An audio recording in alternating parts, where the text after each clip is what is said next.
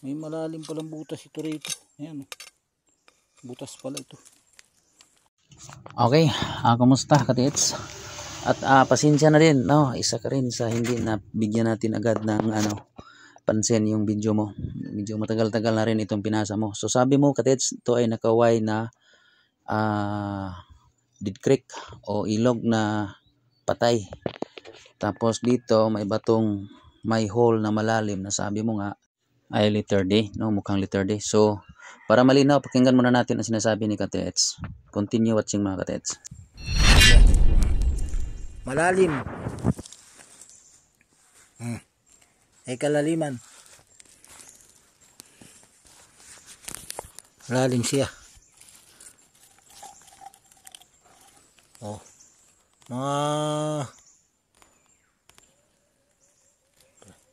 Mga 4 inches ang lalim. 4 inches. Letter D siya. Yan ang mata. So sabi ni Katets, mayroong mata at bibig at itong malalim na hole ang siya yung bibig, no? Yan ang sabi niya at letter D sa tingin ni Katets. So ang advice ko diyan Katets, kasi hindi ganong malaki yung bato na yan, basagin natin, no? Kung may metal detector, diinan mo muna. Pero remember ang precious stone like diamond ay hindi po yan nagdi-detect or hindi yan na-detect sa metal detector Katets. Hindi po ako sure kung yan po ba ay letter D. Pero remember na kapag D markings ay automatic na yan, automatiko na yan na ang pinahiwatig or ang meaning, kahulugan nito ay diamond. So mas mabuti basagin natin. Okay, so yun po ang advice ko dyan sa bato na to mga Katets. Now, continue natin yung video ni Katets kasi mayroon pa siyang isa pang area na kanyang pupuntahan.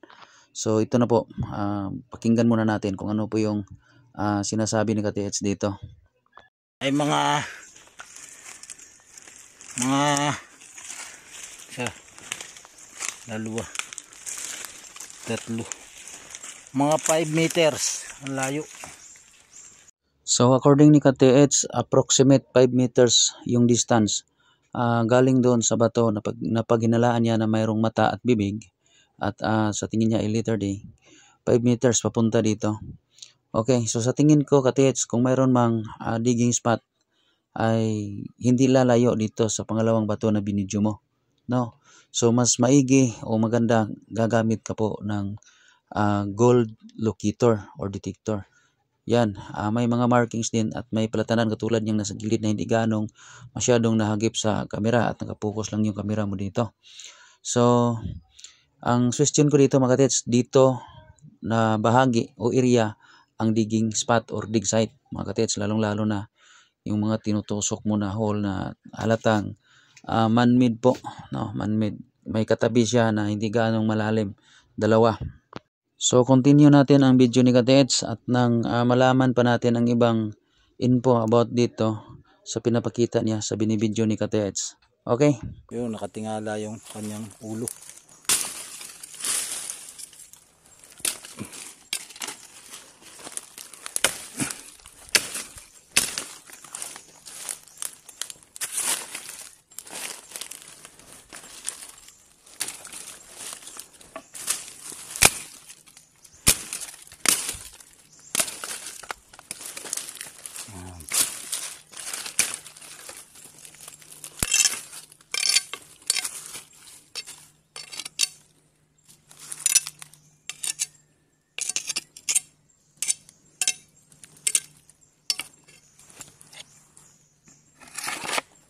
Ito yung yung dalawang maliit na parang itinanim nilang bato, dinikit. Ito yung unahan, yan, may dot siya, mga 1 inches, dalawa, yung maliit. Ito yung kanyang hinaharap. Yan. Yan.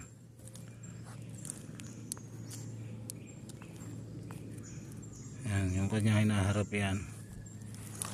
Yan naman yung kanya. Okay, so sabi ni Katets, ito po ay bahagi ng ulo. Ngunit hindi na sabi kung anong klaseng ulo po mga Katets. Sa tingin ko, ang bato ay kahawig sa ulo ng pating mga Katets. So ang advice ko sa iyo ay gamitan mo ng gold locator kasi positibo naman po yung mga marking sa bato na yan. So hanggang dito na lang po. God is good all the time. Bye-bye and God bless.